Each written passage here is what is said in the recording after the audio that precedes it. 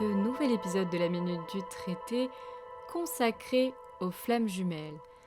Alors c'est un épisode important, c'est un épisode qui est prêt depuis un peu plus de 2 ans, mais qu'il m'a fallu maturer, approfondir et vérifier pour aborder au mieux ce qui peut être la base, et ainsi amener un véritable éclaircissement.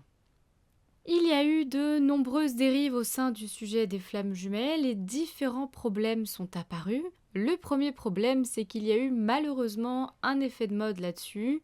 J'ai même vu passer des articles sur Femme Actuelle ou Voici avec des gros titres du type «Comment en rencontrer sa flamme jumelle». Alors, pour moi, c'est évidemment consternant et une aberration, car c'est réduire le sacré à de la consommation. Beaucoup de gens en ont profité et ont surfé sur cette vague et en ont fait un business. Donc il y a eu beaucoup de choses dites. La première, c'est qu'on a fini par penser qu'il y avait différents types de parcours, parce que différentes personnes évoquaient toutes sortes de choses parfois très farfelues. En réalité, il n'y a jamais eu qu'un seul parcours. Le deuxième problème, c'est que les flammes jumelles concernent une minorité de gens, le pourcentage est minime et vous allez comprendre ensuite pourquoi. Le dernier gros problème qui est apparu, c'est qu'on a fini par mélanger le parcours de flammes jumelles à un parcours pseudo-romantique ou sentimental de type si l'autre fuit, alors c'est forcément ma flamme jumelle. Et non, malheureusement, ce n'est pas aussi simple que ça. Et il y a des éléments fondamentaux qui justement permettent de démontrer le contraire. Et on va regarder tout ça ensemble. Donc tout ce qui va suivre n'engage que moi. Et c'est un éclaircissement pour celui ou celle qui voudra l'entendre. Reprenons donc tout ça depuis le commencement. Toutes les âmes de ce monde sont flammes jumelles à la base, c'est-à-dire que si on remonte à l'origine, toutes les âmes sont une. Je rappelle d'ailleurs qu'une relation de flamme jumelle ne concerne qu'une relation dite d'amour et ne peut se faire en famille ou entre amis. Donc toutes les âmes au départ ne sont qu'une. Maintenant, c'est pas aussi simple que ça et on ne peut pas utiliser le terme de flamme jumelle sous prétexte que toutes les âmes au départ ne font qu'une. Toutes les âmes s'incarnent sur Terre dans le but d'ascensionner et d'atteindre une seule chose, l'unité. Ce qu'on va appeler justement l'éveil spirituel au sens propre. Mon épisode suivant sera consacré à ce qu'est justement le véritable éveil spirituel. Donc pour atteindre cet état d'illumination, l'âme va traverser plusieurs vies et expérimenter toutes sortes de choses, de situations diverses, de rencontres différentes pour se nourrir et pour maturer spirituellement et explorer différents états d'être. Plus l'âme est nourrie intérieurement, plus elle va s'éveiller et plus elle va maturer. Arrivera donc une vie, vers la fin d'un cycle d'incarnation, où l'âme, qui est suffisamment avancée spirituellement parlant, aura acquis une certaine forme de sagesse et décidera, par choix, de retrouver sa flamme jumelle, alors c'est un choix réciproque, comme accompagnement à son évolution intérieure et comme point final à son cycle d'incarnation. Ça ne veut pas dire qu'elle n'aura pas recroisé dans des vies passées sa moitié d'âme. Donc lorsqu'on dit que les flammes jumelles se retrouvent en dernière incarnation, comme je l'avais dit la dernière fois, c'est pas parce qu'elles se retrouvent qu'elles clôturent leur cycle d'incarnation, mais parce qu'elles ont presque atteint leur cycle d'incarnation qu'elles se retrouvent. Tout au long du cycle d'incarnation, nous sommes incarnés en même temps que l'autre, ou pas en même temps. Si on est incarné en même temps, on peut rencontrer l'autre, on peut même avoir une histoire, mais c'est tout, ça s'arrête là. Il n'y aura pas de parcours. Pourquoi ? Car il n'y aura pas eu reconnexion. Il n'y aura pas eu la reconnaissance des deux âmes en tant que flammes jumelles. Il n'y aura pas eu la reconnaissance des deux âmes en tant que âme unique. On ne parlera pas de flammes jumelles pour ces âmes-là, car ce sont des âmes qui sont encore dans le début de leur cycle d'incarnation, d'où l'importance de l'étape de la reconnexion qui, pour moi, est cruciale justement. La reconnaissance, c'est parce que vos âmes ont décidé de se reconnaître vers la fin pour entamer un parcours dit initiatique, car ça sera pour vous permettre justement de clôturer, ou plutôt vous aider à clôturer. S'il n'y a pas reconnaissance, c'est que votre âme n'est pas encore avancée sur son chemin, et donc le divin ne s'invitera pas dans votre vie. Donc il n'y a pas de jalousie à avoir, il n'y a pas d'urgence non plus à avoir, c'est vraiment comme dans la vie, on n'a pas tous le même âge, on n'est pas tous sur les mêmes chemins, on n'avance pas tous au même rythme. C'est très important de comprendre pourquoi la reconnexion permet le parcours, car vous allez voir que le parcours est le vecteur d'une relation de flamme jumelle. Le terme de flamme jumelle implique en fait un parcours initiatique, car on reconnecte avec le feu sacré et donc la flamme originelle. On peut donc dire que le parcours commence vraiment à la reconnaissance, à la reconnexion, même si on compte la rencontre comme un point de départ. Il faut qu'il y ait reconnaissance ensuite. J'insiste vraiment sur ce terme, car une rencontre de flamme jumelle sans reconnaissance n'est pas une relation de flamme jumelle. Par exemple, et je vais me prendre comme exemple, j'ai moi-même rencontré mon autre il y a des années, d'ailleurs je l'ai fui, et lorsqu'il y a eu reconnexion, donc des années plus tard, je ne peux pas dire qu'entre le moment de la rencontre et la reconnexion, j'étais en parcours. Je ne peux pas dire vraiment que le divin s'était invité dans ma vie à ce moment-là, j'étais pas vraiment sur un parcours de flamme jumelle. Par contre, après oui, on va parler de la rencontre comme une étape, parce qu'on va prendre le parcours dans sa globalité, mais concrètement, s'il n'y a pas de reconnaissance, il n'y a pas de parcours. Donc au moment de la reconnexion, vous entrez véritablement dans le vif du sujet, à savoir le parcours. Donc toutes les âmes ne s'incarnent pas en même temps. Comme j'ai dit, certaines sont plus vieilles que d'autres vont arriver sur Terre après, alors qu'il y en a d'autres qui étaient déjà sur Terre. Donc toutes les flammes jumelles ne sont pas au même niveau, si je puis dire. Donc certaines sont jeunes, certaines sont plus matures, et d'autres plus vieilles. C'est ce qui va constituer les 3 types de flammes jumelles, au même titre qu'il y a 3 catégories d'âge sur la Terre. Mais on ne parlera pas de flammes jumelles pour celles qui sont jeunes. On ne parlera de flammes jumelles que pour celles qui sont mûres et celles qui sont vieilles. Car ces deux-là auront fait le choix de se retrouver et d'entamer un parcours. Mais pour comprendre, on va décortiquer les 3 et voir justement ce qui se passe pour chacune d'entre elles. Alors j'attire votre attention, parce qu'il va y avoir un petit schéma avec, donc vous allez pouvoir voir, sur le fait qu'il ne faut pas avoir une vision linéaire sur ça. Encore une fois, c'est des sujets complexes, tout n'est pas aussi simple que ça en a l'air, on est ici dans une vision ascensionnelle.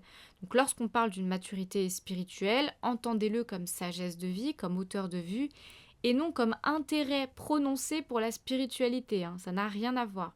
Bon nombre de gens, d'ailleurs, flammes jumelles, au départ ne sont pas du tout intéressés par les domaines dits de la spiritualité et ont pourtant une sagesse bien entamée, une sagesse bien acquise. Mais ça, j'y reviendrai aussi, car s'éveiller spirituellement ne veut pas dire s'éveiller au domaine de la spiritualité. Faites bien le distinguo avec ça. Donc le premier type, ce sont les âmes qui sont jeunes. Donc pour elles, on ne parle pas de flammes jumelles, mais voyons ensemble ce qui se passe. Ce sont des âmes encore en balbutiement, c'est-à-dire dans la légèreté du début d'incarnation, dans les premiers essais de la vie spirituelle. C'est comme si ces âmes-là venaient justement de naître à un nouvel esprit. Ce sont des âmes en préparation. Donc on peut les comparer, pour utiliser toujours des métaphores, à des enfants dans une existence. Elles s'amusent avec leurs émotions, elles sont dans l'insouciance, elles sont dans l'exploration. Ce sont des âmes qui vont se préparer pour leur futur parcours, qui ne se produira justement que dans des incarnations prochaines. Il y a différentes options pour ces âmes-là. Première option, ce sont des âmes qui ne sont pas incarnées en même temps que l'autre, donc en même temps que leur moitié d'âme, et donc elles auront une vie parfaitement normale. Dans le cas où l'autre est incarné en même temps, soit il y a rencontre, soit pas. S'il y a rencontre, première option. Ce sont des âmes qui rencontrent leur autre, il y a une forte impression, une forte rencontre, mais pour qui il n'y aura pas de suite. Ces âmes expérimentent uniquement et se familiarisent avec le sentiment de la rencontre, avec les sensations de la rencontre. C'est une rencontre qui peut très certainement laisser une empreinte. Cette empreinte vous permettra d'avancer sur quelque chose dans votre vie, mais voilà, il n'y aura pas de suite et donc pas de reconnexion ni de parcours, et donc vous l'aurez compris, pas de réunion ni de fusion. Deuxième option, ce sont des âmes qui se rencontrent, qui se mettent en couple, mais sans jamais se reconnaître. Sans reconnexion, elles n'entreront donc pas sur le parcours.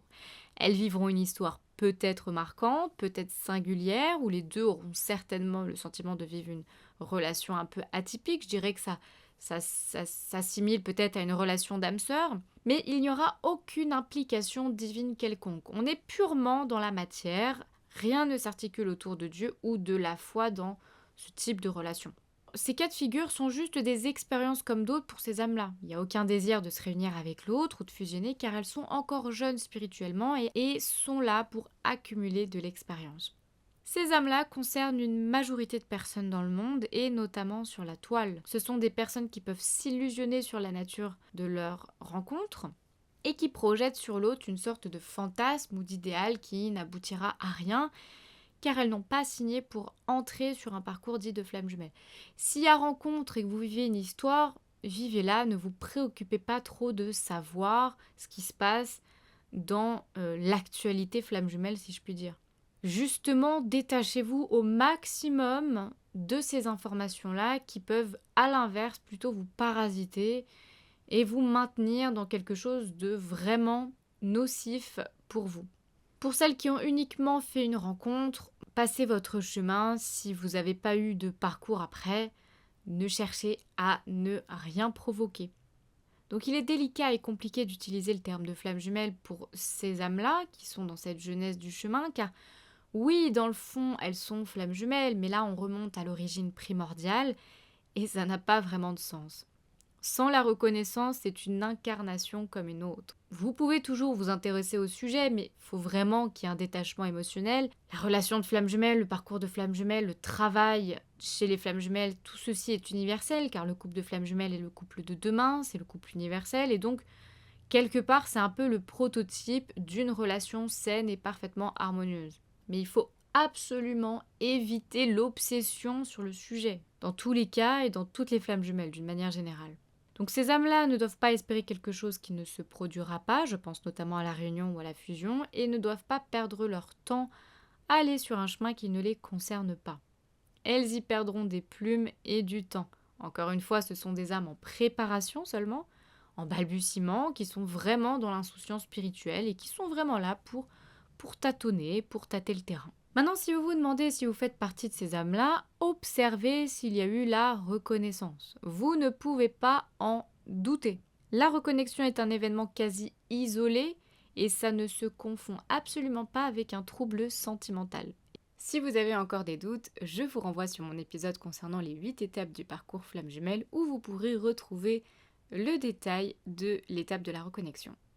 Également, observez votre rapport avec le divin depuis cette personne. Ça doit être foudroyant. Normalement, Dieu, l'univers, s'est vraiment invité dans votre vie. Et là, je ne parle pas d'intérêt spirituel, mais bien d'une vie spirituelle. On ne peut être sur un parcours de flamme jumelle sans être relié à la dimension divine. C'est vraiment une condition sine qua non pour le coup. Observons justement les deux autres types de flammes jumelles qui, elles, entrent véritablement sur un parcours et qui concernent une toute petite minorité dans le monde. Nous avons donc les flammes jumelles dites adultes qui concernent la majorité des flammes jumelles en parcours. Alors ces âmes-là, c'est le feu, c'est-à-dire que la flamme brûle intensément et ce feu dévorant va créer justement des rencontres ou des reconnexions extrêmement fortes, avec parfois un fort rejet ou une forte attraction inexpliquée. On est vraiment là dans les termes de flamme jumelle car vous êtes au paroxysme de votre nature qu'est le feu. Donc ça, normalement, vous devriez le sentir justement d'un point de vue énergétique. Tout ça bout à l'intérieur de vous. Il y a vraiment des sensations énergétiques très très puissantes tout au long de l'histoire, de la relation, du parcours. On est vraiment dans le feu. Ces âmes-là entrent, on peut le dire, pour utiliser des métaphores pour mieux comprendre, dans la vie active comme des adultes qui débutent leur vie. Elles entrent donc vraiment dans les épreuves de la vie, et cette vie active, eh bien c'est le parcours. Et ce parcours est le plus difficile, car ce que ces âmes recherchent à travers leur autre n'est que le support. L'autre n'est que le reflet de ce qu'elles recherchent. Et cette quête, c'est celle du un, de l'unité. Il y a donc ce désir incommensurable de s'unir avec l'autre pour atteindre le un, car lorsqu'on s'unit avec l'autre, on retrouve cet état originel. Il y a une envie de fusionner en permanence avec l'autre, car c'est ce que notre âme recherche. Or, c'est là le piège. Nous, on pense que c'est avec l'autre qu'on va retrouver cet état-là, sauf que cette unité ne se fera pas à travers l'union avec l'autre. C'est le parcours le plus difficile justement car la plupart de ces flammes jumelles vont tout faire pour se réunir avec l'autre, car inconsciemment, la perfection qu'elles ont ressentie avec l'autre va devenir leur quête. Elles vont donc tout faire pour retrouver cet état d'extase, persuadées que l'union avec l'autre est la finalité, persuadées que l'unité ne s'atteint qu'en se réunissant avec l'autre.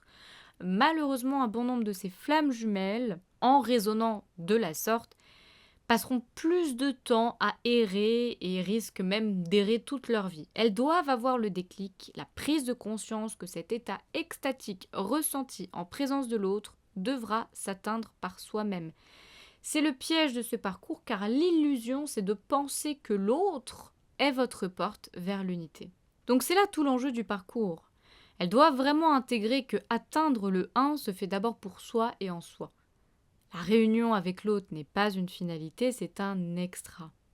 Retrouver cet état extatique de perfection, d'osmose avec le tout, de plénitude, peut se faire seul. Dans ce type de parcours, c'est parce que vous avez goûté à la perfection que vous êtes persuadé que vous ne pouvez pas retrouver cet état autrement que par l'autre.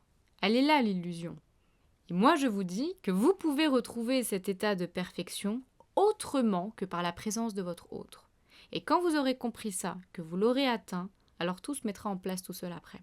Donc ces flammes jumelles-là doivent vraiment se rappeler de trouver le 1 en elles et d'oublier que c'est avec l'autre qu'elles le trouveront. Encore une fois, l'autre n'est que le support et le catalyseur vers le 1. L'autre, en fait, il vous projette sur ce chemin. C'est un peu comme un trampoline, vous êtes propulsé directement sur un chemin et vous vous retrouvez sur ce parcours visant à retrouver votre pleine souveraineté et votre unité. C'est pourquoi justement l'une des deux flammes entame le chemin la première, donc la polarité consacrée, car elle porte le flambeau, elle porte la vibration de l'unité, elle porte la vibration du sacré, qu'elle soit féminine ou masculine. Alors c'est principalement plutôt chez des féminines, chez des polarités féminines, car elles sont vouées justement au sacré. Donc l'autre est un catalyseur vers l'éveil absolu, et donc vous entrez vraiment sur un parcours spirituel au sens propre. Dieu, l'univers, est inhérent à ces flammes jumelles. Ça ne veut pas dire qu'il n'y a pas d'amour entre vous, bien au contraire. L'amour que vous avez entre deux flammes jumelles, de toute façon, est le plus haut degré d'amour qui puisse exister. Ça veut juste dire que ce que vous attendez n'est pas ce que vous croyez. Ce que vous attendez, c'est-à-dire l'état que vous recherchez, peut se faire bien avant que l'autre revienne. Donc il faut vraiment sortir du 2 pour aller vers le 1. Il faut sortir de la dualité pour retrouver cet état d'unité, de plénitude avec vous-même. Tant que vous serez accroché à l'idée que l'autre revienne, vous tournerez en rond. Pour ça que ce parcours est le plus difficile. Et si vous vous nourrissez en permanence de vidéos qui vous promettent le retour de l'autre, vous n'allez pas vous en sortir. Vraiment, détachez-vous au maximum de ça et essayez de retrouver cet état d'extase par vous-même. Donc ces flammes jumelles, qui sont des flammes jumelles adultes, entrent dans cette vie active. Donc on peut imaginer, comme dans toute métaphore, qu'il y a donc des jeunes adultes, des adultes plus avancés avec plus d'expérience. Donc certains parcours vont être vraiment très durs, d'autres plus fluides, peut-être fluides au début, fluides à la fin. Ça va extrêmement varier, mais le parcours est le même, il a le même but. Celui d'atteindre l'unité et de comprendre que l'autre n'est que le reflet de ce que votre âme recherche. Donc ce chemin peut être plus ou moins long. Un parcours court n'est pas forcément synonyme de réussite, car en général plus le parcours est long, justement plus la mission de ces flammes jumelles sera grande. Certains parcours néanmoins seront plus exigeants que d'autres, car certaines flammes jumelles feront le choix de l'initiation maximale, on peut dire ça comme ça, et donc leur mission sera d'une ampleur beaucoup plus importante à un niveau universel. C'est un parcours où il y a un avant et un après. Dieu, l'univers, la source fait partie intégrante de vos vies. Vous êtes devenus ou deviendrez des sources lumineuses, des canaux véritablement lumineux. C'est un chemin radicalement alchimique qui vous transmute et qui met un terme à la fausse version de vous-même. Alchimique car lorsque les deux ont atteint le même niveau, ils fusionnent. C'est un principe qu'on retrouve typiquement en alchimie. Lorsque le mercure et le soufre ont atteint le même niveau, ils fusionnent. Vous ne pouvez pas vous tromper. Les personnes qui d'ailleurs vivent ce chemin ne se trompent pas et n'ont pas de doute quant à l'immensité de ce qu'elles vivent. On est vraiment sur de l'extraordinaire qui pénètre vos vies. Ce parcours est écrit sur votre destin, néanmoins il y a le libre arbitre et l'avancement du chemin ne se fera qu'aux dépens de votre personne. La réunion et la fusion sont prévues pour ces flammes jumelles, tout est fait pour qu'elles atteignent le 1 et ensuite qu'elles atteignent la fusion avec l'autre. Donc là, ça dépendra vraiment de chacun. Certains s'arrêteront peut-être juste à la réunion. Ça dépend vraiment de tous. La fusion marque la fin du parcours. Et seulement la fusion. pas la réunion, puisqu'encore une fois, la réunion avec l'autre ne marque pas la fin du parcours. Le chemin continue, mais c'est un autre chapitre qui s'ouvre au moment de la réunion.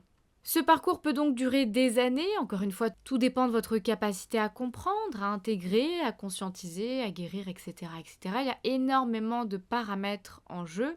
Donc, c'est forcément le parcours le plus difficile et donc le plus usant et le plus souffrant. Voyons maintenant les flammes jumelles vieilles. Alors, ce sont des âmes qui sont déjà sur le chemin de la sagesse subtile. Elles sont comme des vieillards remplis de sagesse et d'expérience après la vie active. Pour elles, les choses s'apaisent. Le feu dévorant qui existait justement entre les deux flammes jumelles devient de la cendre. Mais attention, la cendre ne signifie pas la fin. Ça signifie la mort de la régénération. Le phénix renaît de ses propres cendres et on peut reconstruire quelque chose. D'une part, certaines flammes jumelles adultes deviendront du coup, par leurs expériences et leur parcours, des flammes jumelles vieilles, ça dépendra vraiment d'elles. D'autres flammes jumelles resteront au stade de la réunion. Encore une fois, ça dépend du libre arbitre, du contrat que vous avez signé, de plein de paramètres. D'autre part, certaines se rencontreront déjà mûres spirituellement. Alors là, c'est vraiment très très rare. Le seul exemple que j'ai sous la main concernant des histoires de flammes jumelles vieilles, c'est typiquement Jésus-Christ et Marie-Madeleine qui, eux, étaient déjà pleinement dans une sagesse subtile et qui n'étaient à proprement parler plus dans ce feu dévorant. Donc ce sont des flammes jumelles avec une grande hauteur de vue. Les flammes jumelles vieilles sont amenées à créer des choses ensemble à un niveau universel ou simplement elles feront le choix d'aller plus loin encore dans la quête de la lumière ou de vivre de nouvelles aventures. Certaines flammes jumelles feront le choix, en plus de leur parcours, de rentrer, comme je l'ai dit un peu avant, sur des chemins d'initiation véritables. Donc une petite partie d'entre elles deviendront des initiés et auront donc une puissance plus grande pour toucher le cœur des gens. Il y aura une possibilité d'œuvre plus importante, soit seule, soit avec l'autre. Ça dépend aussi de plein de choses. Mais leur bagage spirituel sera évidemment beaucoup plus important et elles auront donc tous les outils pour impacter les autres. Dans tous les cas, pour celle-là, l'illumination sera atteinte, ce sera donc vraiment la fin. Ces flammes jumelles ne reviendront pas sur Terre, sauf si elles le désirent pour servir simplement, et ensuite fusionneront dans les plans supérieurs. Elles réatteindront l'origine et la boucle sera bouclée. Donc voilà pour l'histoire des flammes jumelles de l'alpha à l'oméga. Vous comprendrez donc que rien ne se fait en une vie. Si toutefois vous êtes sur le parcours, vous avez de la chance de vivre quelque chose d'exceptionnel, mais qui ne se fera pas sans souffrance. Pourquoi ? Car les enfers nettoient de tout et permettent d'atteindre la lumière. Et c'est vraiment l'enjeu du parcours, atteindre la lumière. Donc vous allez forcément traverser l'enfer. Il ne sert donc à rien de forcer une rencontre de flammes jumelles si votre âme n'est pas prête pour ça. Vous courez à votre perte. Il ne sert à rien de le souhaiter, je le souhaite à personne malgré la beauté et le bonheur, car le niveau de souffrance est proportionnel au niveau d'extase, donc vous pouvez imaginer les dégâts que ça peut causer. Il faut vraiment que l'âme soit prête à supporter ces niveaux d'énergie qui peuvent s'avérer mortels. Encore une fois, ne voyez pas cela d'un point de vue linéaire, mais bien d'un point de vue ascensionnel. La maturité spirituelle ne se mesure pas à votre taux d'intérêt pour les sujets spirituels, donc prenez garde à ne pas tomber dans des illusions. Tout ceci peut d'ailleurs vous aider à reconnaître une flamme jumelle. C'est justement cette maturité spirituelle, c'est-à-dire cette hauteur de vue, cette sagesse intérieure, l'attitude, la vision des choses, la connaissance et non le savoir, le rapport au monde. Tout ceci vous permet de savoir si la personne en face de vous ou la personne qui se prétend flamme jumelle est vraiment flamme jumelle. Mais comme j'avais déjà dit dans un épisode précédent, les flammes jumelles se reconnaissent entre elles. J'espère que tout ceci vous permettra d'y voir plus clair. Je sais que bon nombre de personnes pensent être sur ce chemin. Croyez-moi, s'il y avait autant de personnes flammes jumelles que ça en a l'air, il n'y aurait pas autant de dérives sur le sujet. Encore une fois, il s'agit d'un parcours initiatique où le sacré entre chez vous et vous change pour le restant de votre vie. Je vous remercie pour votre écoute, je vous dis à très bientôt, je vous embrasse.